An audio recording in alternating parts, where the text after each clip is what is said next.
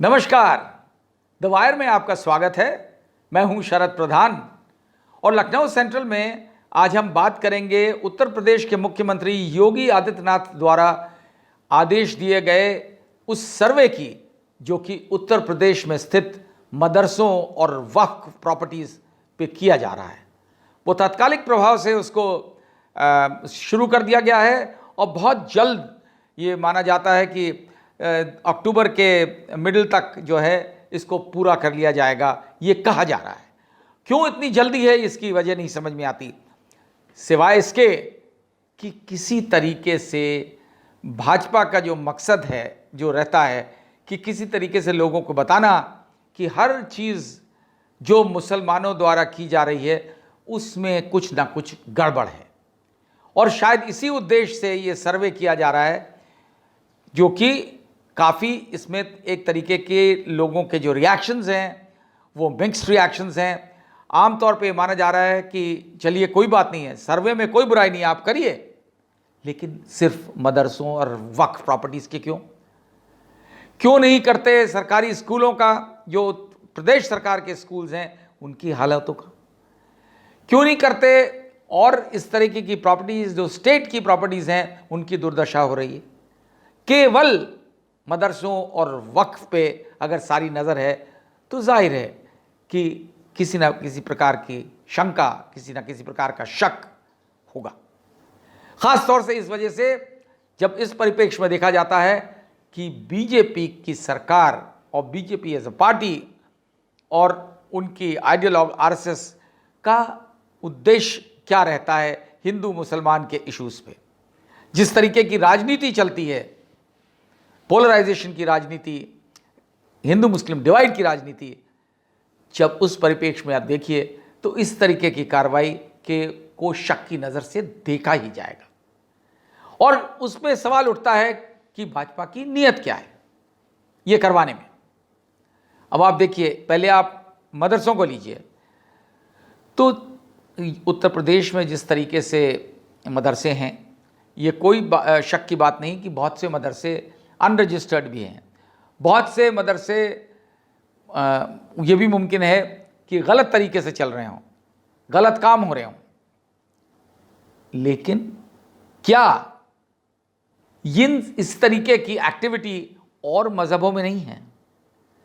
तो अगर आपको यूनिवर्सली आप करते कि हिंदू संस्थानों के भी इस तरीके की हैं, ऐसा नहीं है कि सब बड़े सब पाक साफ हैं। मैं तो कह रहा हूं कि मदरसों में भी गड़बड़ निकलेगी। ये बताया जाता है कि मदरसों में ये देखा जाएगा कि वो ज़मीन किसकी है जिस पे मदरसा चल रहा है, उसमें बिल्डिंग कैसी बनी हुई है, क्या बिल्डिंग जो स्टैंडर्ड्स होने चाहिए एक स्कूल को या मदरसे को चलाने के लिए वो फुलफ़िल करती है, उसके क्लासरूम्स कैसे हैं, वहाँ में टॉयलेट्स हैं कि नहीं हैं, टॉयलेट्स हैं तो कैसे हैं, वगैरह वगैरह, क्या फैसिलिटीज़ हैं स्टूडेंट्स के लिए, ये सारी चीज़ें देखी जाएंगी।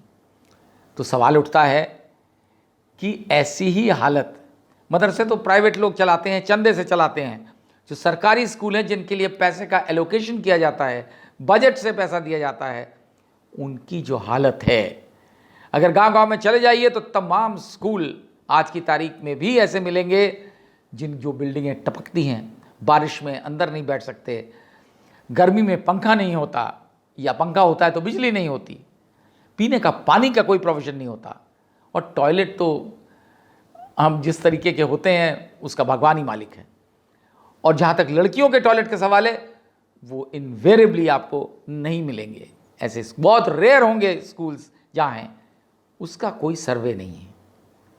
उसमें ये भी जांच नहीं की जाती कि उसके लिए जो पैसा दिया गया वो कहाँ गया। ये सवाल इसीलिए लाजमी है उठना कि भाई सारी गड़बड़ आपको मदरसों में ही दिख रही है, ठीक है, किसी की भी गड़बड़ हो उसको आप पकड़िए।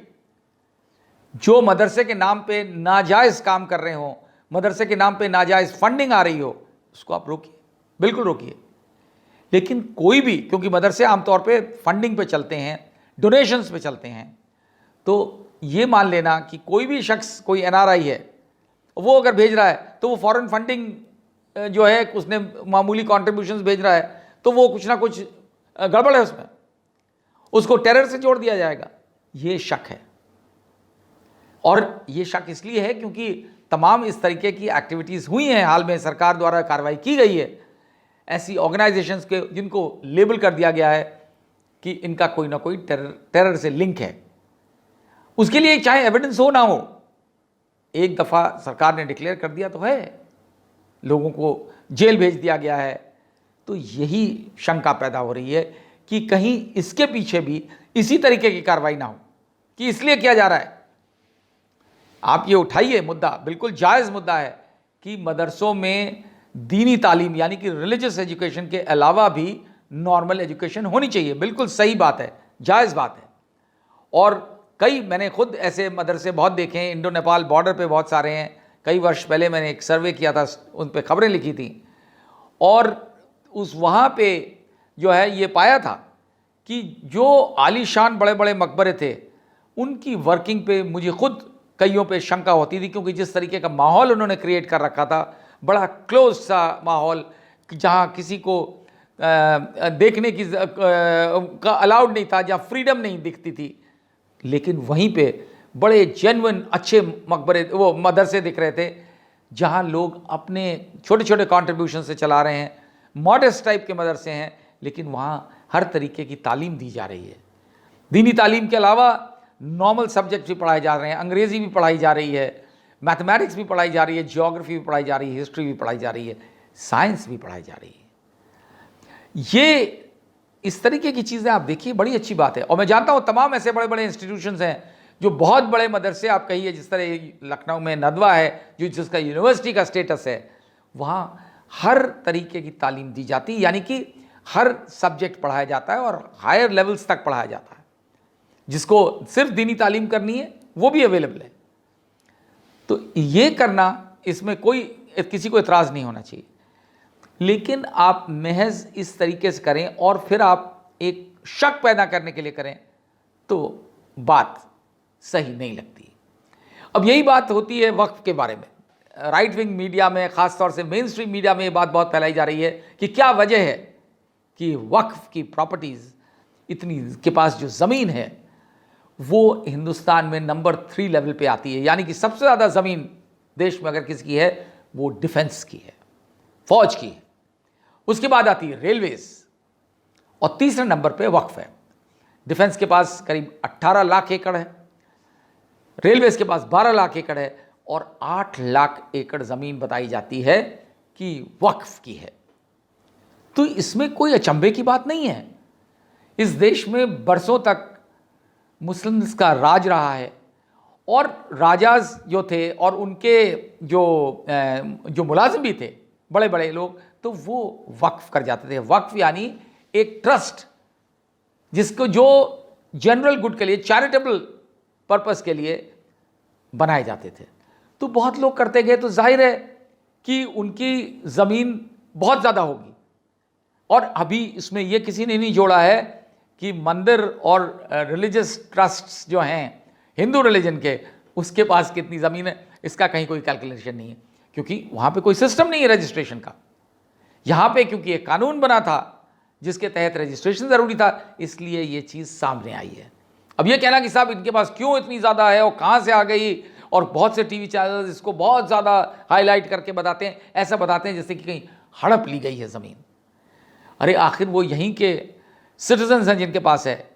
लेकिन इसमें ये सही, अगर आप ये कहते हैं कि इसमें जो गड़बड़ हो रही है उसको हम पकड़ेंगे, और गड़बड़ है, ये तमाम हमारी बहुत से जो मुस्लिम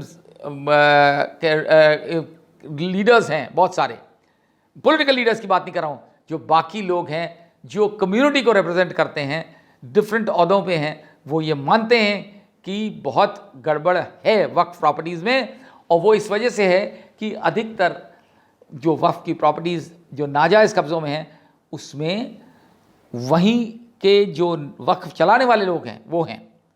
और इसमें कोई शक नहीं कि वक्फ को रन करने के लिए उनके मुतवल्ली और उनकी जो मैनेजिंग कमिटीज़ होती हैं उनमें मुस्लिम्स ही होते हैं। लेकिन ऐसा नहीं है कि सारी प्रॉपर्टीज़ उन्होंने दबाई रखी हैं, उसमें कुछ लोग हैं, आप उनको पकड़िए, लेकिन उन सबको वहाँ ऐसे लोग हैं जिनको संस्कार का संरक्षण प्राप्त रहता है। वो कोई भी रजीम आ जाए, उनके पास वो कब्जे बरकरार हैं। उनको आप करिए, उखाड़िए, निकालिए, फेंकिए और वक्फ को रिस्टोर करिए। लेकिन आपके जानकारी में ये भी देना ज़रूरी है, ये बात सामने आई है कि तमाम बड़े बड़े इन्फ्लुएंशियल लोग और इस देश के सबसे बड़े इंडस्ट्रियलिस्ट का एक बड़ा मशहूर मकान है बम्बई में, और मुंबई की बहुत ही प्राइम जगह पे बताया जाता है वो भी वक्फ की प्रॉपर्टी है जिस पे वो मकान बना हुआ है। उनको कौन हटा पाएगा? उनके बारे में कहा जाता है वो उन दो लोगों में से हैं जो इस देश को चलाते हैं, वो देश की पॉलिटिक्स कंट्रोल करते हैं। उनको कौन हटा पाएगा? जो मुस्लिम्स भी जो इस तरीके के हैं, जिन्होंने ग्रैब करी है, चाहे वो मौलाना हो, चाहे किसी रिलीजियस इंस्टीट्यूशन के, मुस्लिम रिलीजियस इंस्टीट्यूशन के हेड हों, अगर इन्होंने इस तरीके की प्रॉपर्टी पर्सनल पर्पस के लिए ग्रैब करी तो आप निश्चित रूप से उसके खिलाफ कार्रवाई करिए। लेकिन उत्तर प्रदेश के जो माइनॉरिटीज़ वेलफेयर मिनिस्टर हैं धर्मपाल सिंह, उन्होंने भी हाल में ये तक कह दिया एक इंटरव्यू में कि हम ऐसी प्रॉपर्टीज़ आइडेंटिफाई करेंगे जो नाजायज़ कब्ज़े में हैं और उनको हम कन्वर्ट कर देंगे हॉस्पिटल्स में या स्कूल्स में या कॉलेजेस में या इस तरीके के और इंस्टीट्यूशंस में। बिल्कुल आपको राइट है ऐसे लोगों को बेदखल करने का जो नाजायज़ जिन्होंने कब्ज़ा कर रखा है। देखें कितना कर पाते हैं। अब ऐसा नहीं होना चाहिए कि जो लोग बीजेपी से क्लोज हैं उनको छोड़ दिया जाए, जैसा कि होता रहा है अलग अलग रेजिम्स में। वो नहीं होना चाहिए, बिल्कुल ऑब्जेक्टिव तरीके से किया जाए। और ये ज़मीन वक्फ की जो है, once a Waqf always a वक्फ, ये कहा जाता है, ये कानून यही कहता है। तो आप वापस रिस्टोर करिए उस प्रॉपर्टी को उस वक्फ के पास, और ये इंश्योर करिए कि ये उसी पर्पस के लिए इस्तेमाल हो जिस पर्पस के लिए उसका वक्फ किया गया था। तब पता लगेगा कि हाँ वाकई में आप इस उद्देश्य से कर रहे हैं, आपके कोई गलत इंटेंशन नहीं है। इंटेंट बड़ा इंपॉर्टेंट है हर एक्शन के पीछे। लेकिन भाजपा सरकारें जिस तरह से करती हैं, जिस तरह की कार्रवाई करती हैं, उसमें हमेशा कोई ना कोई ये शक पैदा करने वाली बात खड़ी करती हैं कि आप इस नज़र से देखें कि इसके पीछे भी कोई राजनीति है। क्योंकि आजकल जो भी किया जा रहा है 2024 के नरेंद्र मोदी के जो बहुत बड़ा इलेक्शन है, जनरल इलेक्शन होने वाला है, उसके लेकिन मद्देनज़र रखते हुए अगर उसके लिए किया जा रहा है कि इससे भी रिलीजियस पोलराइजेशन बढ़ेगा और बस वहीं तक सीमित रहेगा, उसके बाद कोई मतलब नहीं है, तो फिर इसको शक की नज़र से देखा ही जाएगा। तो हमेशा अगर कोई चीज़ कर रही है उसमें नीयत साफ हो तो कोई किसी को इतराज़ नहीं है, लेकिन अगर नीयत बुरी है तो फिर सवाल उठेंगे।